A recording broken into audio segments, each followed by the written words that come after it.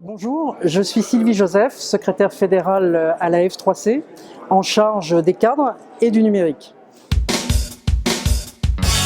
Je vais vous parler de télétravail. Quelques chiffres sur le télétravail aujourd'hui en France.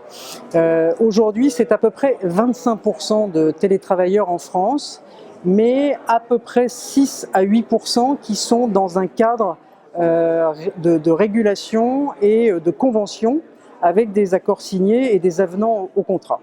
Donc simplement pour dire là que nous avons encore, nous, CFDT, un peu de travail à faire, et notamment dans les petites et moyennes entreprises, où aujourd'hui on est encore beaucoup dans le télétravail informel, ce qui est quand même relativement dangereux et questionnant, ne serait-ce que pour des raisons d'assurance.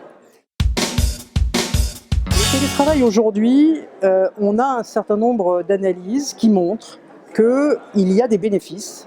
Il y a des bénéfices pour l'entreprise, c'est en moyenne 22% de gains de productivité. Et puis il y a des bénéfices aussi pour le collaborateur, puisque aujourd'hui 96% des collaborateurs qui pratiquent le télétravail sont satisfaits de le faire. Mais il y a aussi dans le télétravail des sujets à surveiller et à mesurer. Et un en particulier qui est le sujet de l'isolement. En fait, aujourd'hui, on constate qu'un certain nombre de télétravailleurs sont à la fois satisfaits parce qu'ils y gagnent en confort, ils y gagnent en moins de temps de transport, ils y gagnent en rééquilibrage de leur vie personnelle et professionnelle. Ils réinvestissent d'ailleurs du temps de travail, à peu près 12%, dans le temps imparti qui occupait précédemment leur travail. Donc ils réinvestissent du temps de transport dans le temps de travail.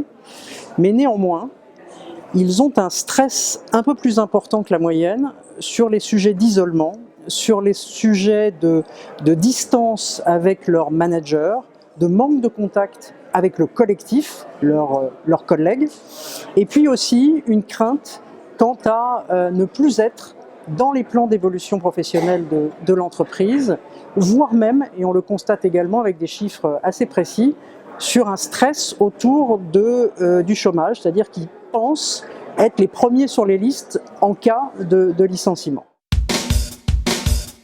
Donc ce sujet de l'isolement et ce sujet du collectif, ça pose la question de l'intégration du télétravail comme une modalité de travail dans le fait de repenser l'organisation du travail. Et en fait, c'est ça qui est important. Il faut absolument, et notamment le manager, repenser l'organisation du travail et intégrer ces sujets de télétravail, mais aussi de réorganisation des espaces de travail, mais aussi de nomadisme de ces équipes, dans une autre façon de procéder. Donc il faut savoir, par exemple, quand on est manager, réinterroger ses pratiques, et puis se dire qu'il y a des moments collectifs, et il faut les sanctuariser, il faut les organiser, et ils peuvent être aussi à distance d'ailleurs. Et puis il y a des moments où il faut avoir un management individuel, quelquefois à distance aussi, et il faut utiliser par exemple des outils de visioconférence ou Skype pour le faire.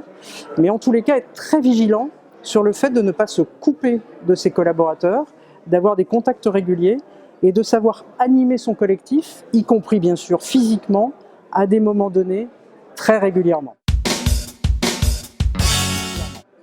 Donc nous, organisation syndicale, nous CFDT, on doit avoir en tête qu'il faut absolument être vigilant sur les mesures d'impact du télétravail. C'est une bonne chose, mais il faut l'encadrer, il faut le réguler et il faut le mesurer, notamment sur les sujets de stress liés à l'isolement. Donc, on a un rôle à jouer et ça se joue dans les négociations des accords télétravail, mais aussi dans les suites de ces accords et donc dans les commissions, les fameuses commissions de suivi.